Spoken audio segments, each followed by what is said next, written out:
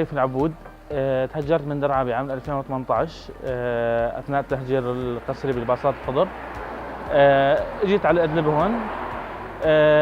أقمت بإدلب المدينة من أثناء مجيئي من درعا لحد الآن الحمد لله. اشتغلنا عدة شغلات، ولكن الحمد لله رب العالمين الله وفقنا، وهي يعني شغلة هي كانت طموحي. موهبة من الصغر، وأنا بالصف السابع شاركت ببرنامج اللي هو عملت غسالة وقرص نيوتن وهي الشغلات، وكانت تتنامى معي.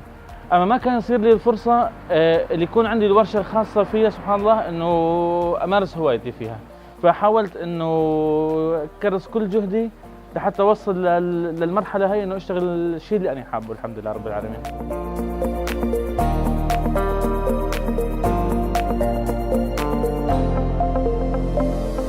هلا نحن في عندنا معدات، في عندنا جزئين. المعدات الجزء العمل اليدوي اللي هي معدات بسيطة جدا، انفك وبانسة ومسطرين وبعض قطع مثل فرشاية الدهان وهالامور هي البسيطة جدا، هي للاعمال اليدوية.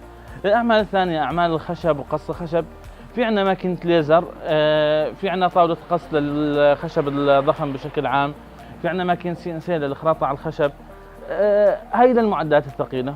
اما الشلالات والامور البسيطة نشتغلها بالقطع اليدوية، بالعدات اليدوية.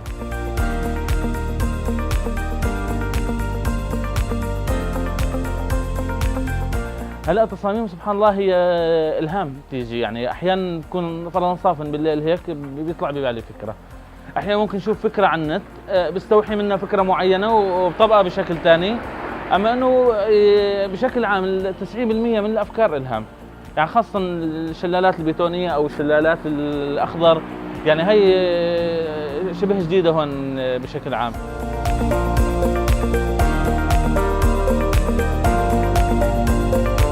أنا أي شغلة فيها إبداع الحمد لله بحب أشتغلها، يعني نشتغل شلالات، تحف يدوية، أحرف، حفر على الخشب كامل مكانات أو بالحرفة اليدوية، مصنع طاولات، مصنع خشبيات بشكل عام، يعني مجالنا واسع، يعني أي عمل فيه حرفة يدوية عم نشتغل فيه.